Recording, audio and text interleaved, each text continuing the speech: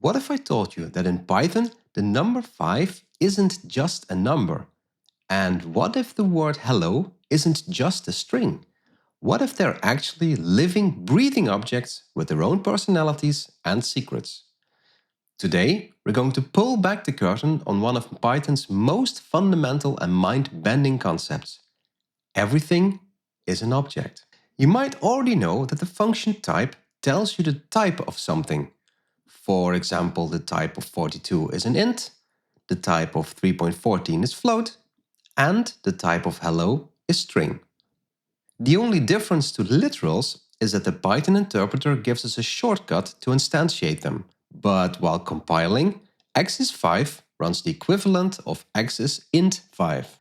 But have you ever considered what that really means? It's not just a label, it's an actual class. These so-called literals, integers, floats, and strings, are all instances of a class, just like any class you would create.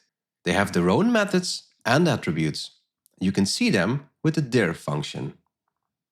There is real power in this. Every single object in Python, from a simple number to the most complex custom class, is equipped with a set of special methods. You'll recognize them by their double underscores. That's why we call them Dunder methods. These methods are Python's way of defining how an object should behave. When you type 2 plus 3, you're not just adding two numbers. You're actually calling the add Dunder method on the integer 2 and passing the integer 3 as an argument. The two calculations are equivalent and are doing the exact same thing. The result in both cases is what you would expect, 5. So if these Dunder methods are attached to an object, that means we should be able to redefine this behavior ourselves. Here's the setup.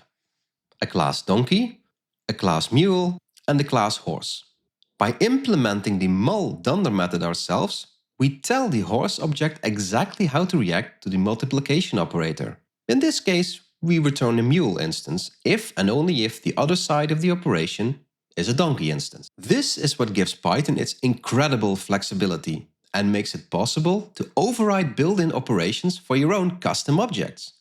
It is a key part of how Python works behind the scenes. This leads to our next revelation.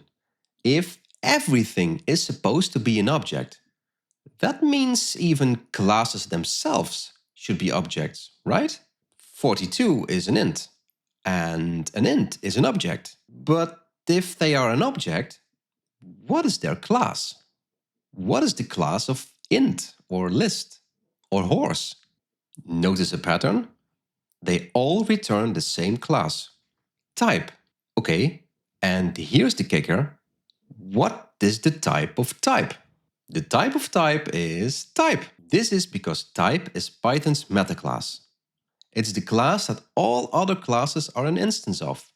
It is the ultimate creator. And because type is an object, you can manipulate it. You can create a class on the fly, right in your script. Like most other classes, the type class comes with a constructor, denoted by the init Dunder method. Its arguments are the name of the class, any parent classes, let's stick with object for now, and a dictionary containing values for that class. But the manipulation doesn't stop there. What if you wanted to add a method to an instance of an object after it has already been created? This is a great way to demonstrate just how dynamic Python objects really are. Let's stick with our custom class. Define a standalone function called power and assign the function to the instance of the class. If you try to run this, you'll get a type error. And the reason is crucial. You've only assigned the function power to an attribute. Python doesn't automatically know that it's supposed to pass the custom object, or self, as the first argument. This is where Python's descriptor protocol comes in. Any object in Python that defines any of the get, set, or delete Dunder methods is considered a descriptor. Remember, because everything is an object, so are functions. So functions have Dunder methods. A function, when it's not part of another object, has a special Dunder method called get. The get Dunder method is what allows binding the function to an instance, making it a bound method that knows about its class, or self. We are manually calling the get Dunder method, passing in our instance and its class. This creates a new method object that is correctly bound to our instance. It is the magic happening under the hood when you normally define a method inside a class. Fun fact, we now have two ways of calling this method. Using f, since it's a bound method that knows about self, we can just pass in an argument. 10 to the power of 2 is 100. Or, to go full circle, we can assign this bound method to an attribute of the object. And now we can finally call custom.power and pass in 3, which correctly returns 1000. This shows that every method in Python is actually a separate object too, and can be manipulated just like any other object. So there you have it. What started with a simple number 5 took us on a journey all the way to a hidden class called type and the descriptor protocol.